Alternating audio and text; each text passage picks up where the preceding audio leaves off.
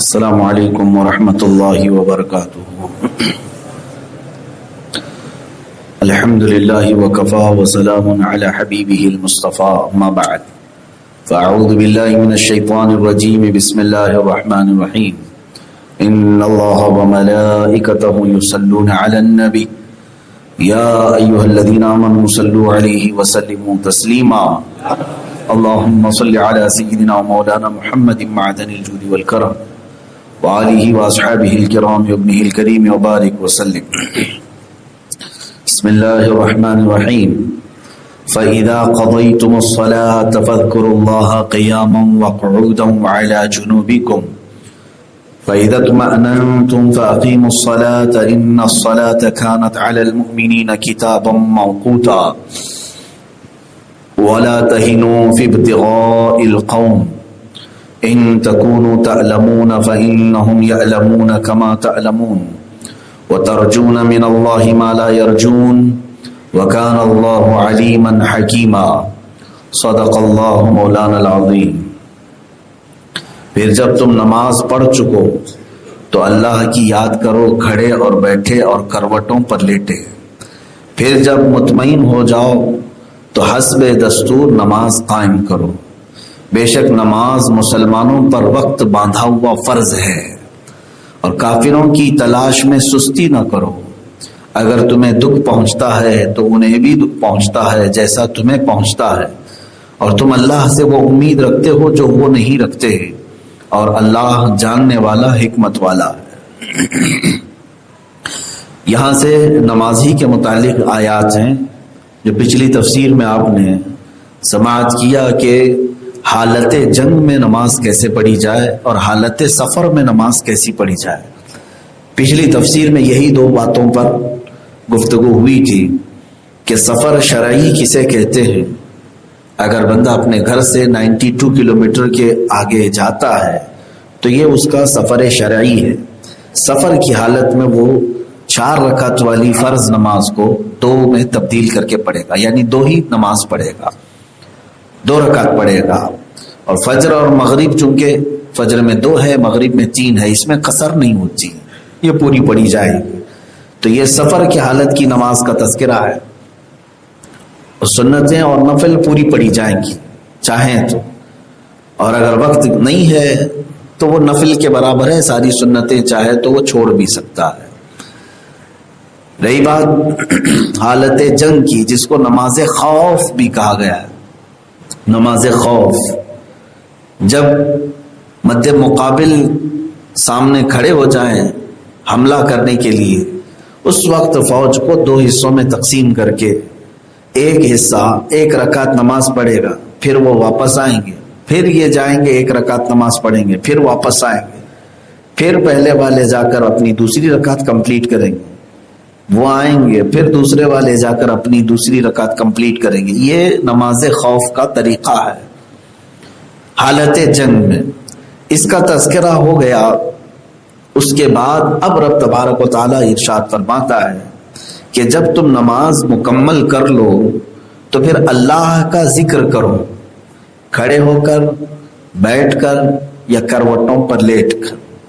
تو یعنی اللہ کے ذکر کے 3 طریقے یہاں پر بتائے گئے، یا تو کھڑے ہو کر کے تم اللہ کا ذکر کرو، یا بیٹھ کر کے کرو، یا لیٹ کر کے کرو، لیکن ذکر کا حکم ہے، فَاذْكُرُوا اللَّهَ، اللہ کا ذکر کرو، اللہ کی یاد میں۔ اب ذکر کئی طریقے کا ہے۔ بندہ اللہ کو یاد کر لے اس کے اسماء حسنہ سے، اس کے صفاتی نام سے۔ ذکر کہتے ہیں یاد کرنے کو، تو اللہ کو جس انداز میں بھی وہ یاد کرے گا وہ ذکر ہی کہلائے گا۔ ذکر کی جو قسمیں ہیں، ذکر بالجوارح ہے، ذکر باللسان ہے، ذکر بالقلب ہے، 3 ہیں۔ ذکر باللسان جیسے زبان سے آپ کا کہنا اللہ اللہ، سبحان اللہ، الحمدللہ، اللہ اکبر، یا حی یا قیوم یا لطیف، یہ سب ذکر زبانی ہے، اس کو ذکر باللسان کہتے ہیں۔ اور ذکر بالجوارح، جوارح کا مطلب ہوا ہاتھ پیر سارے اعضاء سے ذکر کرنا۔ وہ کیسے کہ آپ نے اگر کوئی نیک کام کیا اللہ کی رضا کے لیے تو یہ ہاتھ کا ذکر ہے، اللہ کی گھر کی طرف چلے، مسجد کی طرف نیت کر کے اللہ کو راضی کرنے کے لیے، تو پیروں کا ذکر ہے، یہ پیروں کا ذکر ہے۔ کان سے آپ نے قرآن کی تلاوت سنی، اللہ کے نام سنے، تو یہ کانوں کا ذکر ہے۔ آنکھ سے آپ نے اچھی چیز دیکھی اللہ کی رضا کے لیے، وہ آنکھوں کا ذکر ہے۔ یہ کہتے ہیں ذکر بالجوارح، جس میں زبان کا چلنا ضروری نہیں، اعضاء جو بھی نیک کام کریں گے یہ بھی ذکر ہی کہلائے گا، اللہ کا ذکر میں مشغول ہے بندہ۔ دو ہو گئے ذکر، اور ایک ہے ذکر بالقلب، وہ ہے زبان بھی نہیں کہہ رہی ہے، ہاتھ پیر بھی حرکت نہیں کر رہے ہیں، لیکن دل اس کا جاری ہے، خاموش بیٹھے ہوئے اپنے دل میں رب تبارک و تعالیٰ کو یاد کرتا رہا، یوں سوچتا رہا کہ میرا رب رحمان ہے، میرا رب رحیم ہے، میرا رب کریم ہے، وہ غفار ہے، وہ ستار ہے۔ زبان سے نہیں کہا، نہ ہاتھ پیر سے، دل میں یہ سارے خیالات لاتا رہا، تو اس کو کہا گیا ذکر بالقلب ہے، یعنی دل سے اللہ کا ذکر ہے۔ یہ تینوں ذکر کر سکتا ہے بندہ، زبان سے کرے یا اعضاء سے کرے یا دل سے کرے۔ اب کرنے کے جو طریقے ہیں یہ تو ہو گئے کہاں سے کرے، اور یہ ہے کیسے کرے۔ اس کے لیے اللہ فرماتا ہے یا تو کھڑے ہو کے کرو، کھڑے نہیں ہونا ہے، بیٹھنا ہے تو بیٹھ کر کے کرو، بیٹھ نہیں سکتے تو لیٹ کر کے کرو۔ یہ تینوں حالتیں ہیں انسان کی، یہ تین حالتیں ہیں انسان کی۔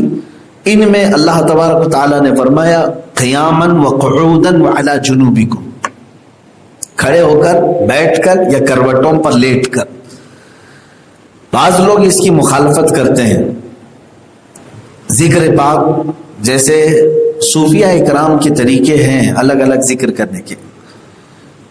سعودی عرب میں وہاں کے جو جماعت اہل حدیث کے مولوی حضرات ہیں وہ اس طرح کے ذکر کو منع کرتے ہیں، جو کھڑے ہو کر کے اجتماعی طور پر کوئی کرے۔ اہل حدیث سلفی کہتے ہیں اس طرح کا ذکر نہیں کرنا ہے، کھڑے ہو کر کے ذکر، اس کے وہ مخالف ہیں۔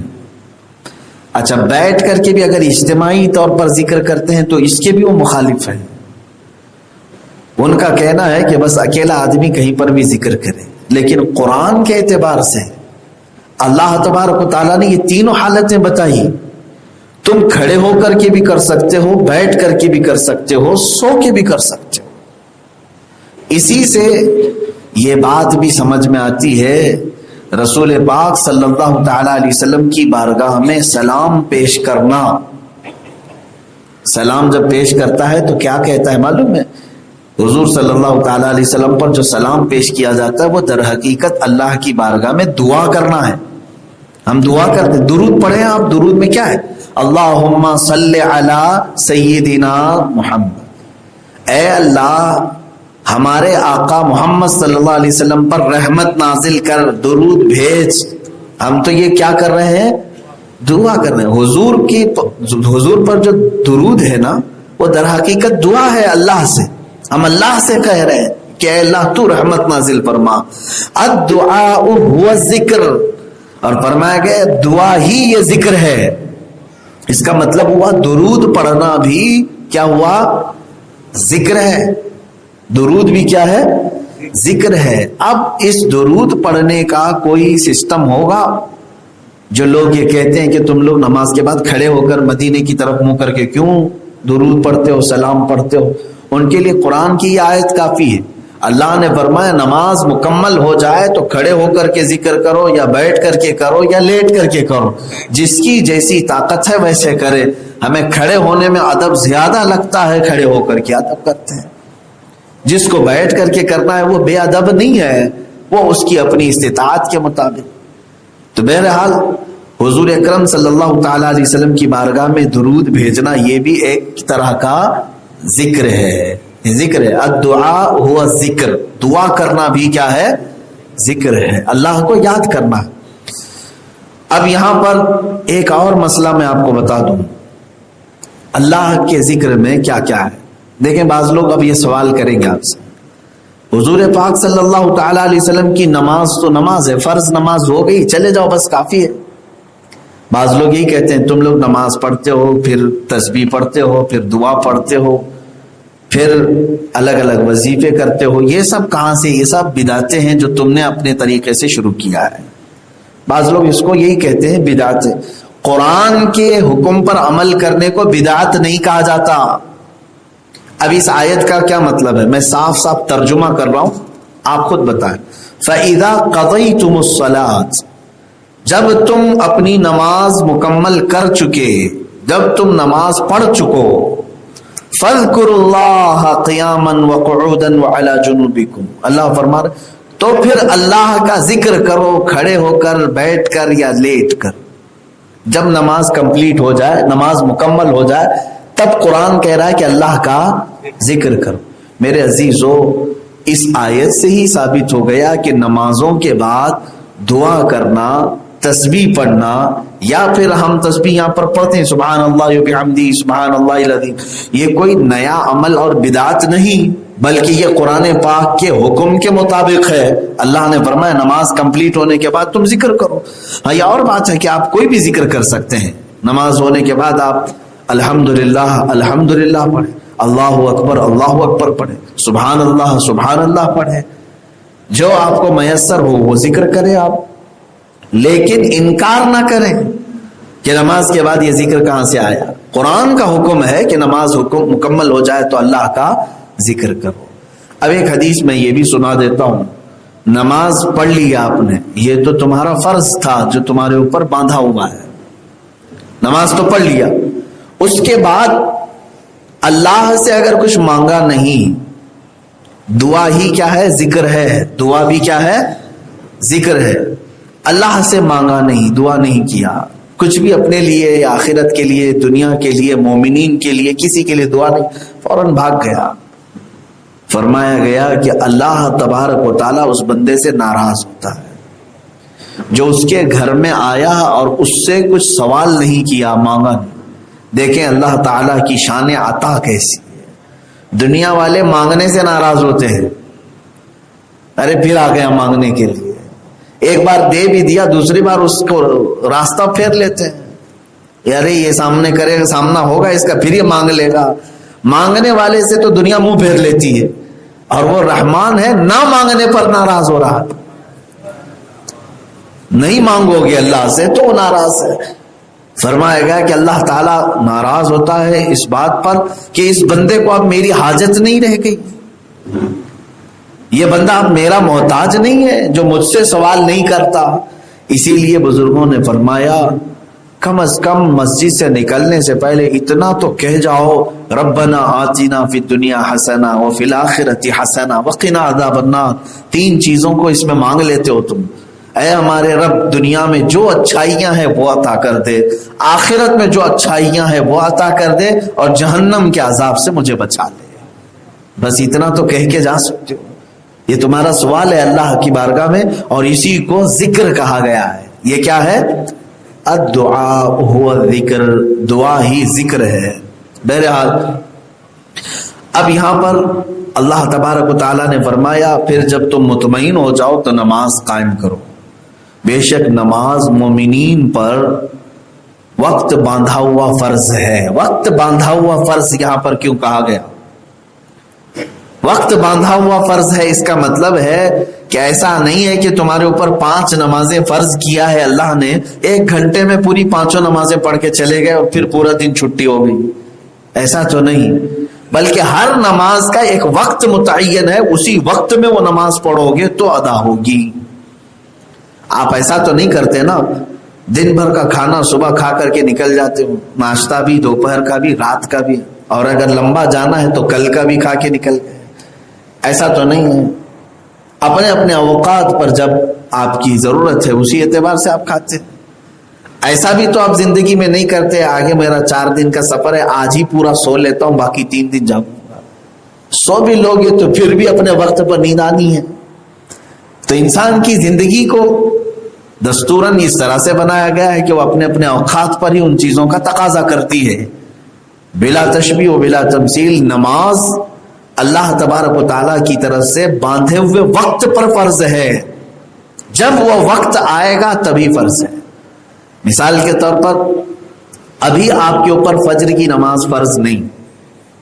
آپ یہ نہیں سمجھ لینا کہ آپ یہاں سے فجر کی چھٹی دے دی، ابھی فرض نہیں ہو آپ کے اوپر.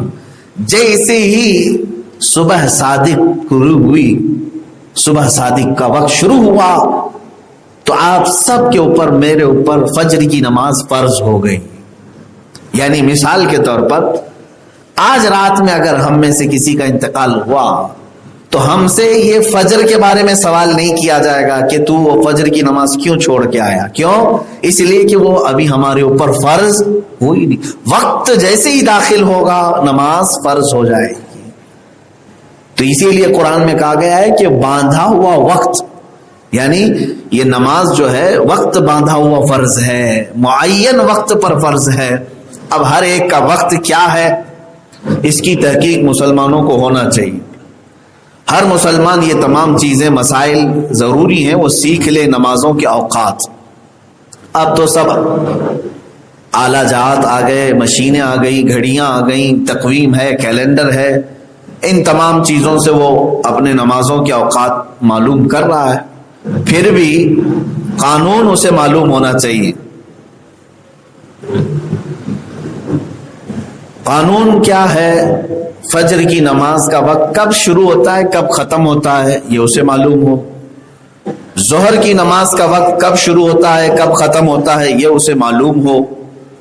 عصر کی نماز کا وقت کب شروع ہوتا ہے، کب ختم ہوتا ہے، یہ بھی اسے معلوم۔ اسی طرح مغرب و عشاء بھی۔ میں اوقات جو مسجدوں میں لگائے جاتے ہیں یہ تو جماعت کے اعتبار سے کہ سارے لوگوں کو جو وقت آسان ہو مسجدوں میں ان اوقات میں نماز پڑھائی جاتی ہے۔ ظاہر سی بات ہے عشاء کی نماز ابھی ہم 8:20 پر ادا کر رہے ہیں تو اس کا مطلب یہ نہیں ہے کہ 8:20 پہ ہی عشاء فرض ہو رہی ہے، بلکہ عشاء کا وقت اس سے پہلے ہی شروع ہو رہا ہے۔ کیلنڈر میں دیکھیں گے تو غالباً 7:45 یا 7:46 پہ شروع ہو رہا ہے، یہی آس پاس ہوگا تقریباً۔ شروع وہاں سے ہو رہا ہے اور ہم اپنی سہولت کے اعتبار سے مسجدوں میں، ہر مسجد میں مقتدیوں کی سہولت کے اعتبار سے جماعت کا اہتمام کیا جاتا ہے، لیکن مسلمان کو یہ معلوم ہونا چاہیے کہ کس وقت یہ نماز کا وقت کب شروع ہو رہا ہے اور کب ختم ہو رہا ہے۔ فجر کی نماز کا وقت شروع ہوتا ہے صبح صادق سے۔ اب یہ ہے کیا صبح صادق؟ آسمان پہ ایک سفیدی ظاہر ہوتی ہے، یعنی صبح کے وقت، صبح جیسی ہو رہی ہوتی ہے، جو آسمان کا اندھیرا ہے، کالا پن ہے، وہ ختم ہوتا ہے اور اس کے بعد ایک سفیدی ظاہر ہوتی ہے۔ اس سفیدی کے ظاہر ہوتے ہی اس کو کہا گیا ہے یہ صبح صادق ہے، صبح صادق۔ یہاں سے فجر کی نماز کا وقت شروع ہو جاتا ہے اور ختم کب ہوتا ہے؟ جیسے سورج طلوع ہوا، اس کی کرنیں جیسے نظر آئیں فجر کا وقت ختم ہو گیا۔ اب آپ کو اس زمانے کی سہولت کے اعتبار سے کیلنڈر یا تقویم بنا دی گئی ہیں اور اس میں ٹائم ٹیبل لکھ دیا جاتا ہے، پھر بھی اگر یہ کیلنڈر نہ ہو، تقویم نہ ہو تو ظاہر سی بات ہے اسلام کیلنڈر اور تقویم سے نہیں بلکہ فارمولے ہیں، قوانین ہیں، ان قوانین پر چلتا ہے۔ ظہر کا وقت کب؟ ظہر کا وقت شروع ہوتا ہے سورج ڈھلنے کے بعد، جس کو کہتے ہیں زوال آفتاب۔ زوال کا ایک ٹائم ہوتا ہے، یعنی بیچوں بیچ وقت جو ہوگا دن کا، وہ ڈھل جانے کے بعد ظہر کا وقت شروع ہوتا ہے۔ اب اس کو بیچوں بیچ کیسے آپ سمجھیں گے؟ جیسے مثال کے طور پر آج سورج صبح 7 بجے طلوع ہو گیا، فار ایگزامپل بولو، ویسے تو سورج کی طلوع ہونے کا ٹائم الگ ہوگا۔ 7 بجے اگر سورج نکلا اور شام میں 6 بجے سورج ڈوب گیا، کل دن کے کتنے گھنٹے ہوئے ہیں؟ کتنے گھنٹے ہوئے؟ 11 گھنٹے کا دن ہوا۔ صبح 7 بجے سے لے کر شام کے 6 بجے تک 11 گھنٹے کا دن ہوا۔ 11 کا برابر آدھا کریں گے کتنا ہوتا ہے؟ 5.5 گھنٹے۔ 11 کا آدھا کتنا ہوتا ہے؟ 5.5۔ تو 7 بجے سے لے کر 5.5 گھنٹے آپ گن لیجئے، 8 9 10 11 12 12.5۔ تو 12.5 کیا ہو گیا؟ برابر دن کا آدھا ہو گیا، یعنی 5.5 گھنٹے برابر ہو۔ تو دن کا جو بالکل نصف ہے، آدھا ہے، یہاں سے زوال شروع ہوتا ہے۔ یہ کیا کہتے ہیں اس کو؟ سورج ڈھلنے کا وقت۔ بالکل نصف النہار یعنی بالکل سورج درمیان میں آ گیا، دن کا برابر آدھا، مڈ ڈے جس کو کہتے ہیں۔ اب یہاں زوال شروع ہوا، زوال کے اوقات الگ الگ معین ہیں، کبھی وہ 20 منٹ کا، کبھی اس سے آگے پیچھے کا، کم کا۔ یہ وقت جیسے ہی ختم ہوا تو فوراً ظہر کا وقت شروع ہو جاتا ہے۔ ظہر کا وقت کب تک رہتا ہے؟ ظاہر سی بات ہے آپ تو یہی کہیں گے عصر شروع ہونے سے پہلے، عصر شروع ہونے سے پہلے۔ عصر شروع کب ہوتی ہے تب پھر جواب دینا پڑے گا۔ اس کا ایک طریقہ ہے کہ سورج کی دھوپ میں آپ اگر کوئی ایک لکڑی یا چھوٹی سی کاڑی رکھیں اور اس کا سایہ دیکھیں کتنا پڑ رہا ہے۔ 4 انچ کی ایک لکڑی لیا آپ نے، 6 انچ کی لیا آپ نے، کوئی بھی لے لیں، 4 انچ کی ہو یا 6 انچ کی ہو، جتنی بھی لے لیں۔ جب زمین پر آپ نے اس کو رکھا تو اس کا سایہ دیکھا کتنا ہو رہا ہے۔ سایہ اس کا اگر اس کے برابر ہے، بالکل برابر، یعنی آپ جہاں تک اس کا سایہ جا رہا ہے مارک کر کے رکھ لیں، پھر لکڑی سے آپ اس کو ناپ لیں، یہ کتنا سایہ ہو گیا ہے۔ 4 انچ کا سایہ اگر 8 انچ ہو گیا ہے، 4 انچ کا سایہ اگر 12 انچ ہو گیا ہے، یہ دیکھنا ہے آپ۔ تو اب یہاں اختلاف ہے امام شافعی کا اور ہمارے امام اعظم ابو حنیفہ کا۔ اس کا اصلی سایہ تو 4 انچ کا رہے گا۔ اصلی سایہ کتنا ہے؟ 4 انچ کی لکڑی کا سایہ اصلی 4 انچ۔ اس کو چھوڑ کر کے، یا اصلی سایہ کو چھوڑ کر کے اگر اور 4 انچ ہو گیا، یعنی کل ٹوٹل کتنا ہو گیا سایہ؟ 8 انچ کا ہو گیا، تو امام شافعی کے نزدیک وہاں سے عصر کی نماز شروع ہو گئی۔ اور امام اعظم کے نزدیک 12 انچ کا ہو جائے، یعنی سائے اصلی کو چھوڑ کر کے 2 سائے اور ہو جائیں، ڈبل ہو جائے، تب پھر کیا ہوگا؟ ہمارے نزدیک عصر کا وقت شروع ہوا۔ اسی لیے آپ دیکھیں شافعی عصر جلدی ہو جاتی ہے، حنفی عصر تھوڑی تاخیر سے ہوتی ہے، لیٹ ہوتی ہے۔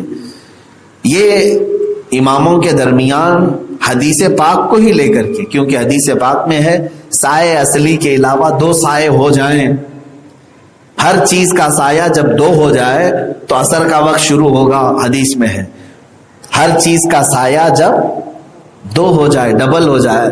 تو امام اعظم نے فرمایا وہ اس کا اصلی چھوڑ کے 2 ہو، امام شافعی نے فرمایا نہیں اس کا اصلی ملا کے 2 ہو۔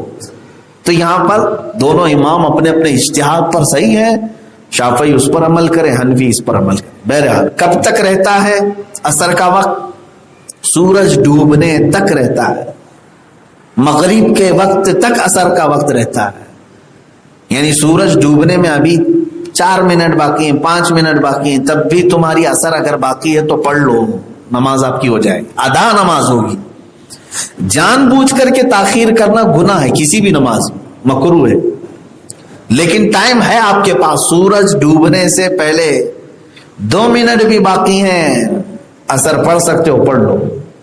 اس وقت تک آپ کے لیے عصر کا وقت باقی ہے جب تک سورج ڈوب نہ جائے، اور جیسے ہی سورج ڈوبا مغرب کا وقت شروع ہوا۔ مغرب کا وقت فوراً سورج ڈوبنے کے بعد سے شروع ہوتا ہے۔ اب یہ کب تک رہتا ہے؟ عشاء کا وقت آنے تک رہتا ہے۔ عشاء کا وقت کیسے آتا ہے؟ اس کے لیے بھی آسمان دیکھنا پڑتا ہے۔ جب آسمان میں سورج ڈوبنے کے بعد 2 طرح کے اجالے آتے ہیں، ایک لال سورج کی سرخی، لال پن رہتا ہے آسمان میں، یا یلو پن، پیلا پن رہتا ہے، یہ جب ڈوب جائے اس کو شفق احمر کہتے ہیں، لال سرخی یہ ختم ہو جائے، اور اس کے بعد پھر سفیدی آتی ہے آسمان پر، وہ بھی تھوڑی دیر تک رہتی ہے، سفیدی بھی ختم ہو گئی، اجالا پن بھی ختم ہو گیا، تب عشاء کا وقت شروع ہوتا ہے۔ اب یہ ٹائم موسم کے اعتبار سے الگ الگ ہے، ٹھنڈیوں میں الگ، گرمیوں میں الگ، بارش میں الگ ہوتا ہے، اسی لیے تقویم میں الگ الگ ٹائم لکھے جاتے ہیں۔ زیادہ سے زیادہ مغرب کا وقت 1.5 گھنٹہ ہوتا ہے، 1 گھنٹہ 35 منٹ، 1 گھنٹہ 40 منٹ تک، اور کم سے کم اس کی مقدار ہے۔ اب یہ مسائل شرعیہ ہے، کبھی اگر مسائل کی بات آئے گی تو انشاءاللہ العزیز اس کو عرض کریں گے۔ یہ تفسیر کے حوالے سے آیت نمازوں کے اوقات کے بارے میں آئی، اس لیے میں نے یہ عرض کیا ہے۔ عشاء کا وقت وہاں سے شروع ہوتا ہے۔ یہاں پر بھی ہمارے امام اعظم ابو حنیفہ اور امام شافعی رحمۃ اللہ علیہ کا اختلاف ہے۔ باقی سب نمازوں میں نہیں. ظہر کے معاملے میں ہے, عصر کے معاملے میں ہے, مغرب کے معاملے میں, اور عشاء کے بھی سمجھ لو. فجر کا سب کا اتفاق ہے. فجر صبح صادق کو شروع ہوگی, سورج نکلنے کے بعد, سورج نکلنے سے پہلے ختم ہو جائے. ظہر کے شروع ہونے کے بارے میں کسی کا اختلاف نہیں. زوال کے بعد شروع ہو جائے گا, امام شافعی کے نزدیک بھی, ہمارے نزدیک. ختم کب ہوگا اس میں اختلاف ہے. ہمارے نزدیک ہر شے کا سایہ اس کے اصلی سایہ کو چھوڑ کر ڈبل ہو جائے. شاید وہ 4:30 بج جاتے ہیں, 4:45 بج جاتے ہیں. اور امام شافعی کے نزدیک ہر چیز کا سایہ اس کے ڈبل ہو جائے, سایہ اصلی کو ملا کے. ان کا ظہر کا وقت ختم ہوا, عصر شروع. عصر کے وقت کے شروع ہونے میں اختلاف ہے, لیکن ختم ہونے میں اختلاف نہیں. سورج ڈوبا تو امام شافعی کے نزدیک بھی عصر کا وقت ختم ہو گیا, امام اعظم کے نزدیک بھی عصر کا وقت ختم ہو. مغرب کے شروع ہونے میں بھی کسی کا اختلاف نہیں. سورج ڈوبنے کے فوراً بعد مغرب سب کے نزدیک شروع ہو گئی, چاروں اماموں کے نزدیک. لیکن مغرب ختم کب ہوتی ہے اس پہ اختلاف. یہ جو لال پن رہے گا آسمان کے اندر, اس کو شفق احمر کہتے ہیں, یہ غائب ہو گیا تو امام شافعی کے نزدیک مغرب کا وقت ختم ہو گیا. ان کے ہاں مغرب کا وقت بہت شارٹ ہوتا ہے, بہت شارٹ ہے. آدھا گھنٹہ ہوگا, آدھا گھنٹہ, پونا گھنٹہ بھی نہیں ہوگا. شفق احمر غائب ہو گئی.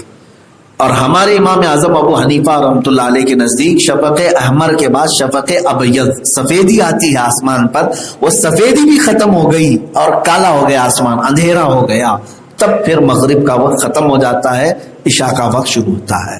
اس کی کئی علامتیں فقہاء کرام نے فرمایا کہ عشاء کا وقت کیسے شروع ہوتا ہے. فرمایا کہ جب تارے بہت زیادہ دکھنے لگ جائیں, یعنی آسمان میں تارے جمع ہو گئے, کیونکہ مغرب کے وقت میں سارے تارے نہیں آتے, اکا دکا تارے دکھتے ہیں, لیکن تاروں کی جھرمٹ نظر آنے لگ جائے تو فقہاء نے فرمایا مغرب ختم ہو گئی, عشاء شروع ہو گئی. الگ الگ علامات ہیں جو وقت اور حیت کے علماء ہیں, یہ بھی ایک علم ہے, وہ اس کو اپنے علم سے نکال کر کے امت کی آسانی کے لیے انہوں نے تقویم بنا دیا ہے. امت پر ان کا احسان ہے. ظاہر سی بات ہے, اگر آپ کوئی فارمولے دے کر کے بھیج دیں تو ہر کوئی لکڑیاں لے کر کے گھومتا رہے, ظہر کب شروع ہو رہی ہے, کب ختم ہو رہی ہے. علماء کا اس بات پر احسان ہے کہ انہوں نے پورے سال بھر کے اوقات نکال کر کے رکھ دیا. اب آپ یہ پوچھیں گے وہ علماء کو کیسے معلوم کہ روز سورج کب نکل رہا ہے, کب ڈوب رہا ہے. میرے عزیزو, نظام قدرت پورا اپنے وقت کے ساتھ چل رہا ہے, وقت کے ساتھ چل رہا ہے. ہر شہر کو دیکھا جائے گا, یہ ایک علم ہے, علم حیت اور علم توقیت. علم توقیت میں یہ دیکھا جاتا ہے شہر سطح سمندر سے کتنی اوپری پر ہے. یہ ایک علم ہے, وہ تو آپ کو کمپیوٹر میں بھی مل جائے گا, انٹرنیٹ میں بھی مل جائے گا کہ لینتھ شہر کی دیکھی جائے, لیٹیٹیوڈ اس کو کہا جاتا ہے. اور پھر اس طول البلد, اس کو عربی میں کہتے ہیں عرض البلد, شہر کی چوڑائی اور لمبائی کتنی ہے اور یہ سطح سمندر سے کتنی اوپر پر ہے, سمندر کی سطح سے کتنے اوپر پر آتا ہے. یہ جب معلوم ہو جاتا ہے تو پھر اس کا حساب لگایا جاتا ہے کہ اس شہر میں سورج کب نکلے گا, کب ڈوبے گا. وہ پورے سال بھر کا متعین ہو جاتا ہے. اب وہ کیلنڈر بنا کر تمہارے پاس رکھا جاتا ہے. اسی لیے تو آج کوئی سورج دیکھ کر کے افطار کرتا کہاں ہے, کارڈ دیکھ کر کے افطار کرتے ہیں. کارڈ دیکھتے ہیں یا پھر بانگی صاحب کی آواز پہ افطار کرتے ہیں سارے لوگ. ظاہر سی بات ہے ہر ایک کا اس طرح سے فارمولے پر عمل کرنا مشکل ہے. آپ سارے لوگ سورج کو دیکھیں, ہو سکتا ہے کبھی کنفیوز ہو جائے, لگے کہ سورج ڈوب گیا لیکن ڈوبا ہی نہیں تھا, ابھی روزہ ٹوٹ جائے گا اگر سورج ڈوبنے سے پہلے افطار کر لیا. ایسا ہوتا ہے. تو اس لیے علماء کرام نے یہ علم توقیت کے حساب سے تقویم بنا دیا, کیلنڈر بنا دیا. تو آپ سب مسلمانوں پر بھی یہ ضروری ہے کہ وہ اپنے نمازوں کے اوقات, اپنے روزے سحری کے اوقات ان تقویموں سے برابر کر لیں. کبھی ایسا ہوتا ہے کہ فجر میں آپ غفلت میں رہ گئے, سوئے اور اچانک اٹھے, نماز ہو چکی تھی, مسجد میں جماعت ہو گئی تھی, اب آپ کو معلوم نہیں ہے. جماعت چھوڑتے ہی آدمی یہ سمجھتا ہے شاید میری نماز قضا ہو گئی. ایسا نہیں, سورج کب نکل رہا ہے یہ معلوم ہونا چاہیے. جماعت تو 6:35 کی ہو گئی آج مثال کے طور پر, 6:35 پہ نماز کھڑی, جماعت قائم, اور 45 پہ ختم ہو گئی. آپ اٹھے تو یہاں سلام ہو رہا تھا, آپ نے سوچا میری نماز گئی. نماز نہیں گئی, جماعت گئی ہے, جماعت چھوٹی ہے. نماز کے لیے ابھی آپ کے پاس 20-25 منٹ باقی ہے. سورج اگر آج 7:10 پر طلوع ہو رہا ہے تو اگر آپ 5 منٹ پہلے بھی اٹھے تھے تو آپ کے لیے فرض ہے کہ آپ وہ نماز پوری کر لو, اور آپ کا گناہ نہیں ہوگا. آپ کی نماز قبول ہوگی, ادا ہی مانی جائے گی, یہ نہیں کہ قضا کیا. جماعت چھوٹ جانا الگ ہے, نماز کا چھوٹنا الگ ہے. الظہر میں آئے آپ 1:30 بجے کی جماعت ہے, 1:30 بجے کی جماعت چھوٹ گئی تو بہت سارے لوگ کیا سمجھتے ہیں, ارے میری ظہر کی نماز قضا ہو گئی. قضا نہیں, 4 بجے تک ٹائم چل رہا ہے, کبھی بھی آپ نے اس دوران نماز پڑھ لیا تو آپ کی نماز ادا ہی مانی جائے, ادا ہی مانی جائے. ہاں, جماعت چھوٹنے کا اگر خوف ہے, ڈر ہے, جیسے گناہ ہے جماعت کو جان بوجھ کر کے چھوڑنا, اس کے لیے طریقہ یہ ہے, ایک آدمی بھی اگر تمہارے ساتھ مل گیا تو جماعت قائم کر لو, جماعت قائم کر لو. جو مسجد کی جماعت کا ثواب ہے وہ ایک آدمی کے ساتھ جماعت کی نماز پڑھو گے وہی ثواب آپ کو بھی ملے گا. جماعت چھوڑنے کے گناہ سے بچ جاؤ گے. لیکن حالات ایسے ہیں, لوگ الگ سے اپنی جماعت سے نماز پڑھنے کو یہاں عیب سمجھتے ہیں, حالانکہ یہ عیب نہیں ہونا چاہیے, عیب نہیں ہونا چاہیے. آپ اگر ایک آدمی, ایک مسلمان بھی آپ کے ساتھ ہے تو اس کے ساتھ کھڑے ہو جائیں, بغل میں کھڑے ہو کر کے اپنی جماعت کے ساتھ نماز ادا کر لیں. یہ احکام ہو گئے نماز کے. اللہ تبارک و تعالیٰ نے آگے ارشاد فرمایا کہ بے شک نماز مومنین پر باندھا ہوا, وقت باندھا ہوا فرض ہے. اس میں سے اگر کسی نے کوتاہی کی, کاہلی کی تو پھر اس کی سخت پکڑ ہے. سورہ مدثر کی آیت ہے. سورہ مدثر میں اللہ تعالیٰ فرماتا ہے کہ عن المجرمین یتساءلون عن المجرمین ما سلککم فی سقر. مجرمین جو دوزخ میں اوندھے منہ گرائے جا رہے ہیں, ان سے پوچھا جائے گا کیوں آئے تم جہنم میں. میجورٹی دوزخ میں جانے والوں کی, اور سارے لوگ, ان سے پوچھا جائے, وہ آپس میں پوچھ رہے ہوں گے میاں تم کیوں آئے, تم کیوں آئے. جیل میں جانے کے بعد ایک دوسرے مجرم پوچھتے ہیں کہ تو نے کیا کیا تھا وہاں پہ جیل میں اندر آیا. دوزخ میں ایک دوسرے کو پوچھ رہے ہوں کیوں آئے, تم کیوں آئے. اس کا جواب رب تعالیٰ فرماتے ہیں قالوا لم نک من المصلین. ان میں سے اکثر یہی کہیں گے ہم نماز نہیں پڑھتے تھے, نماز نہیں پڑھتے تھے. دوزخ میں جانے والوں کی اکثر تعداد بے نمازیوں کی ہوگی. بے نمازی جو ہے دوزخ میں جائے گا. میرے عزیزو, اس کو ہلکے میں نہیں لینا. سلطان باہو رحمۃ اللہ تعالی علیہ نے اس کے متعلق بہت سخت جملے ارشاد فرمائے, بہت سخت جملے ارشاد فرمائے.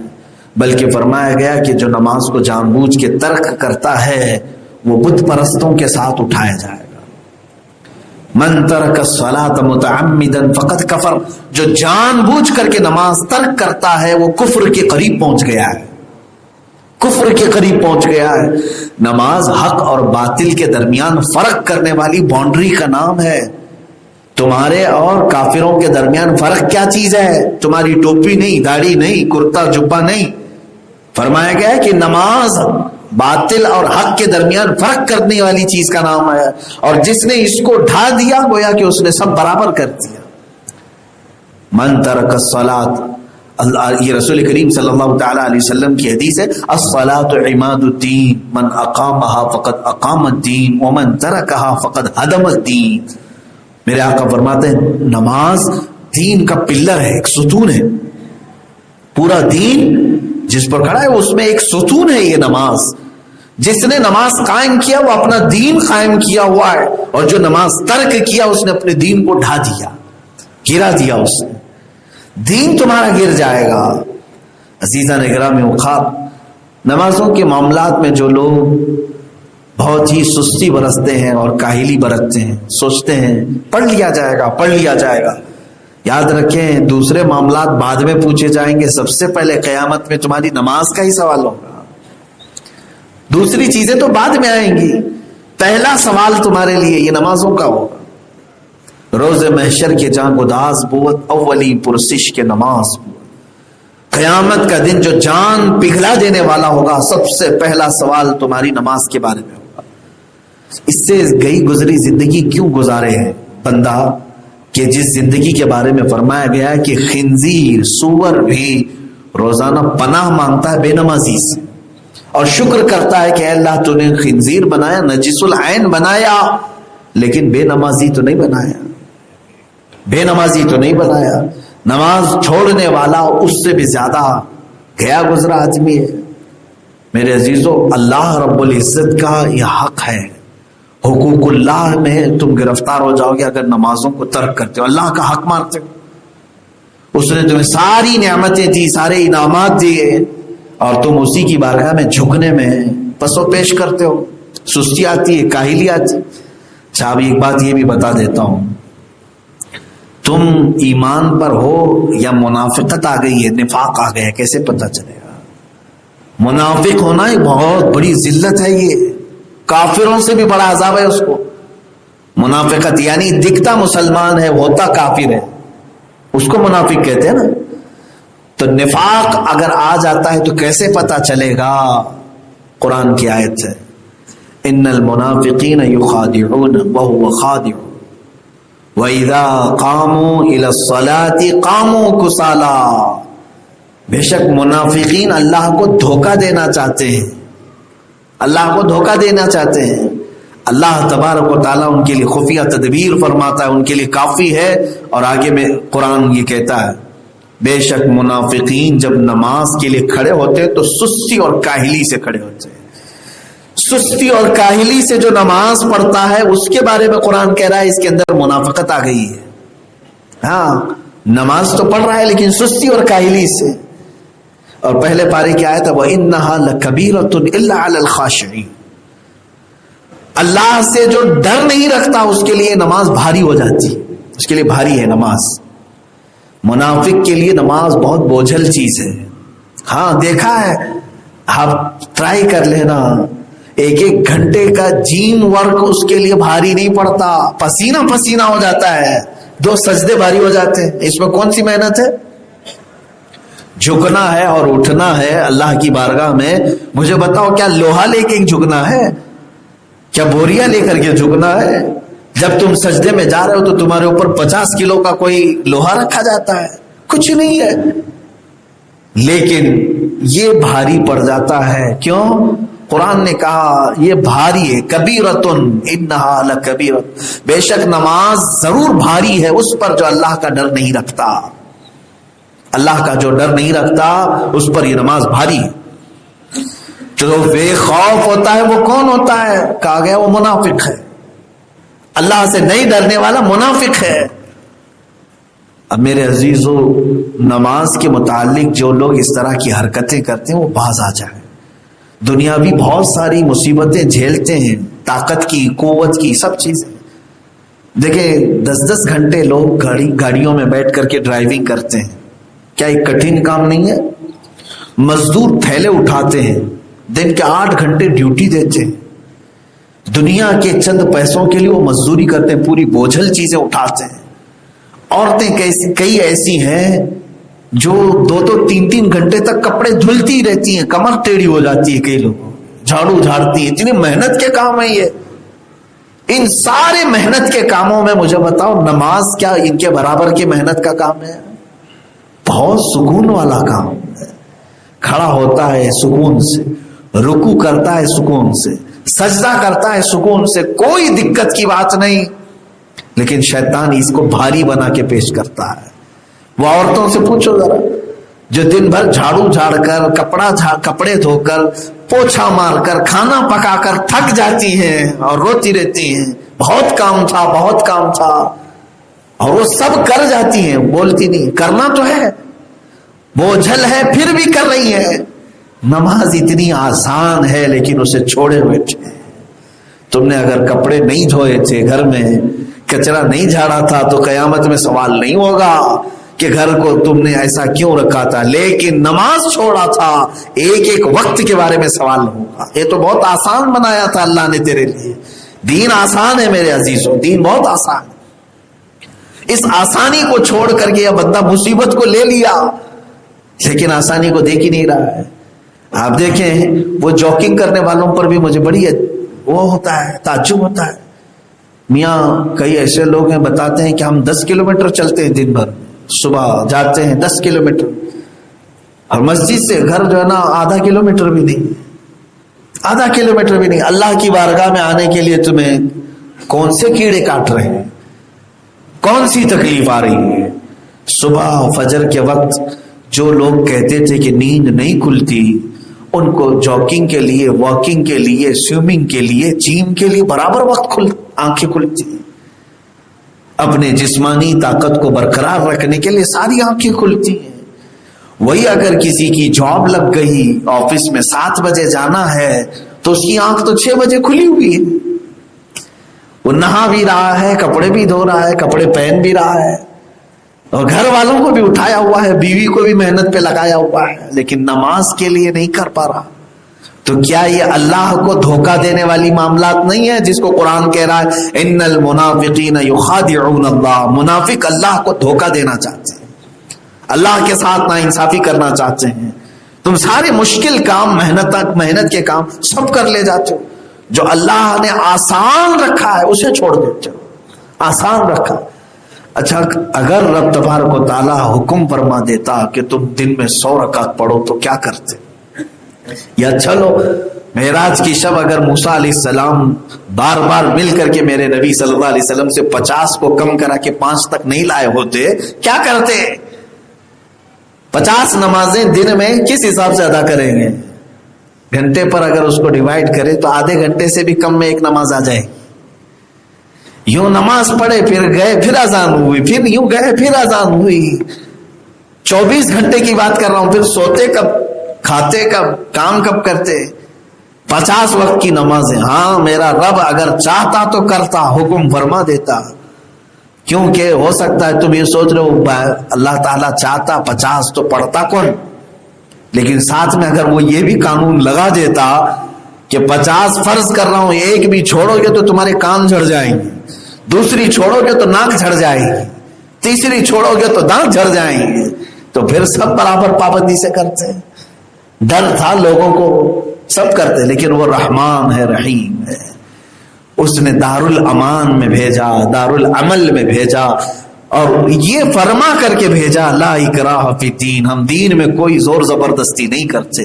فمن شاء فلیؤمن ومن شاء فلیکفر، جسے مومن ہونا ہے مومن بنے، جو کافر بننا چاہے کافر بنے، لیکن ہم آخرت میں ہر چیز کا حساب لیں گے۔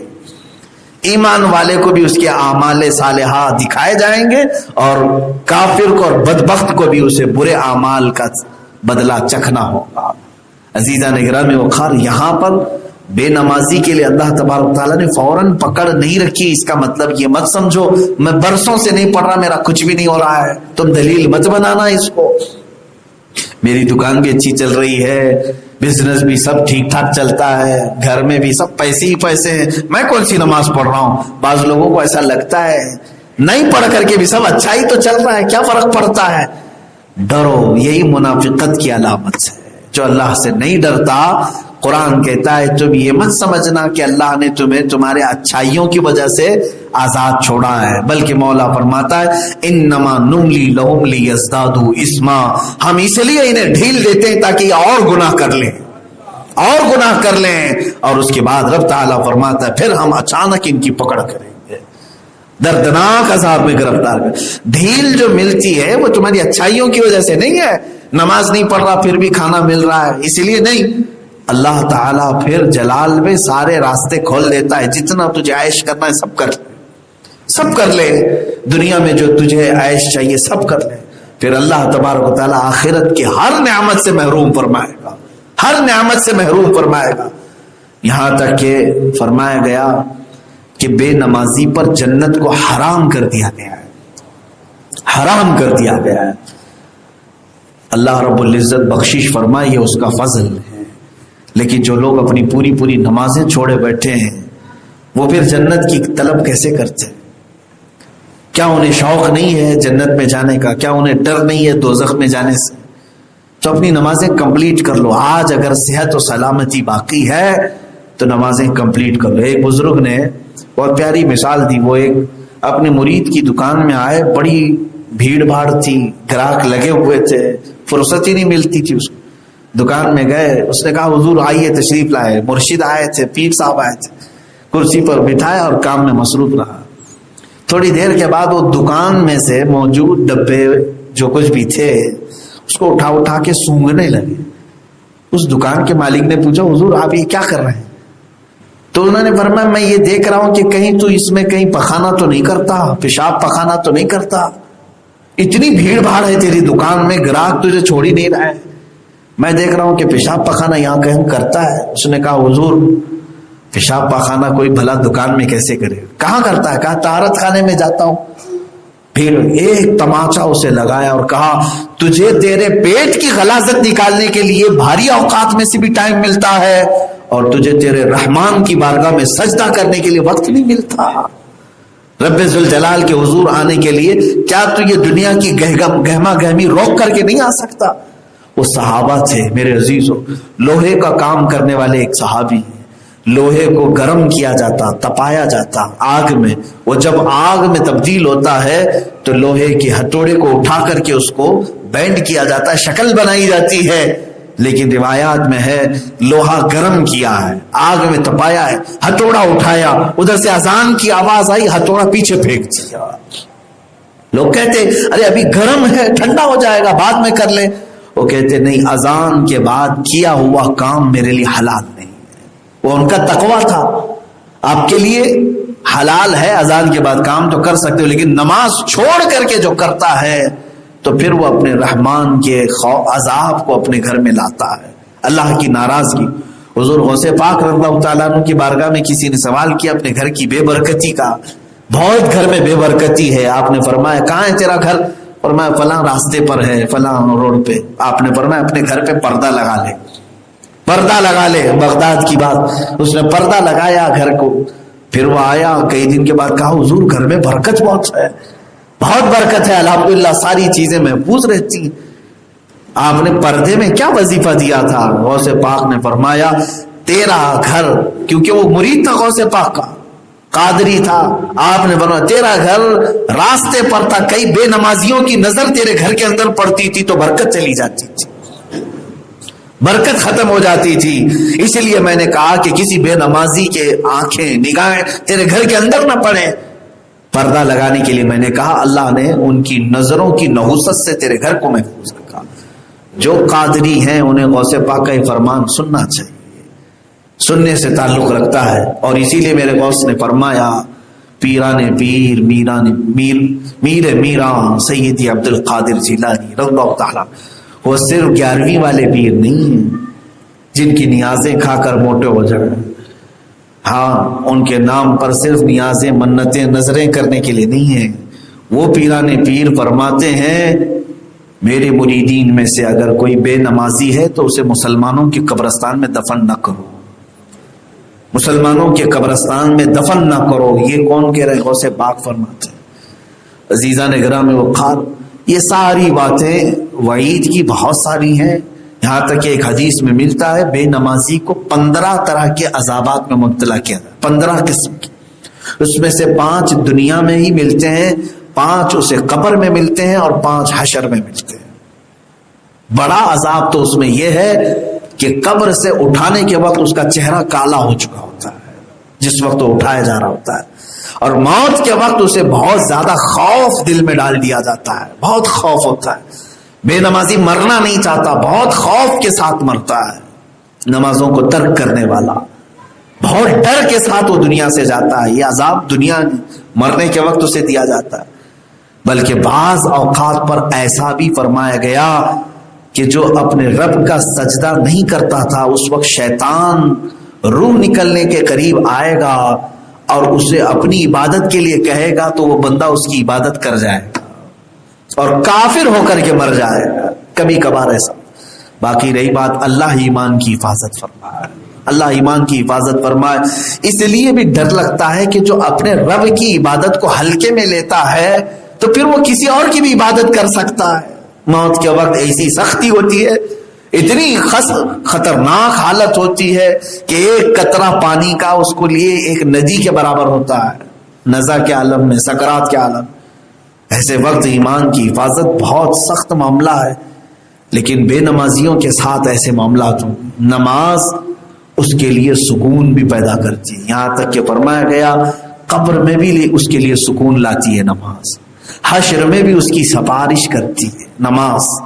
یہاں تک کہ جس دن تمہارا جنازہ اٹھے، ہمارا جنازہ اٹھے، یہ وہ ٹکڑا جو مسجد میں سجدہ کرتے ہو یہ تمہارے غم میں روتا ہے، غم میں روتا ہے۔ اور یہاں تک کہ مسجد کا وہ مصلی جہاں پر تم سجدے کرتے تھے، اللہ کی بارگاہ میں سفارش کرتا ہے، اے مولا آج وہ بندہ گیا ہے جس کی پیشانی سے مجھے ٹھنڈک تھی، تیری عبادت کرتا، تیرے سجدے کرتا، مجھے زمین کو ٹھنڈک تھی، مولا میری سفارش پر اس کو تو بخشش فرما دے۔ زمین سفارش کرتی ہے، بلکہ وہ قبر میں جاتا ہے نمازی تو کیسے کہا گیا، قبر دباتی سب کو ہے، نمازی جب قبر میں آتا ہے تو فرمایا گیا اسے قبر ایسے دبوچ لیتی ہے جیسے بچھڑے ہوئے بچے کو ماں پا لینے کے بعد دبا لیتی ہے، اپنی باہوں میں جس طرح سے اسے دبوچتی ہے، بھینچ لیتی ہے۔ تو فرمایا گیا نمازی جب قبر میں جاتا ہے تو قبر اسے محبتوں سے گھیر لیتی ہے، محبتوں سے گھیر لیتی ہے، جیسے بچے کو صبح سے اگر ماں نے نہیں دیکھا، شام میں آیا تو سینے سے چمٹا لیا۔ میرے عزیزو نماز قائم رکھو، جس طرح تمہارے لیے زندگی میں کھانا پینا کپڑے پہننا ضروری سمجھتے ہو، اس سے زیادہ ضروری سمجھو میری نمازیں ہیں۔ کھانا کھا لیا، ہضم ہو گیا، یہ سب چیزیں دنیا میں چلی جائیں، نماز چھوڑا تو برسوں کھڑا رہنا پڑے گا، قیامت کے دن قبر میں جھیلنا پڑے گا۔ آپ کو قبر میں نہیں پوچھا جائے گا دوپہر کا کھانا کیوں نہیں کھایا تھا، رات کو کھائے بغیر کیوں سو گیا تھا، نہیں پوچھا جائے گا۔ یہ بھی نہیں پوچھا جائے گا کہ ناشتے میں تو نے آملیٹ لیا تھا کہ نہیں لیا تھا، لیکن اس کا تو اہتمام تم کرتے ہو، ناشتے کی فکر ہے، سونے سے پہلے آپ خرید کر کے رکھ لیتے ہیں، کل صبح ناشتے میں اٹھنا ہے تو کیا کیا چاہیے، روٹی چاہیے، آملیٹ چاہیے، پاؤ چاہیے، بریڈ چاہیے، انتظامات تو کل کی بھوک کے آج کر رہے ہو، جبکہ وہ چیز تمہیں پوچھی بھی نہیں جائے گی۔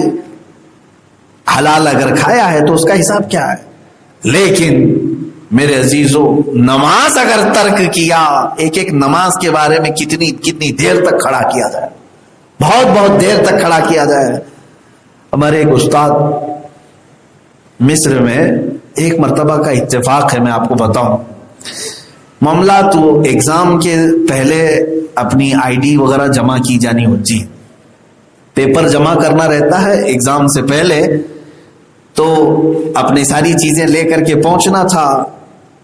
ہم ہاسٹل سے نکلے، جب کالج میں پہنچے جہاں پر درس ہوتا ہے، کلیہ اس کو کہتے ہیں، تو بڑے ہمارے جو استاد تھے وہ بیٹھے ہوئے تھے، ہر ایک کو بہت نظر سے دیکھتے تھے، سب کو پہچانتے، حالانکہ سینکڑوں کی تعداد۔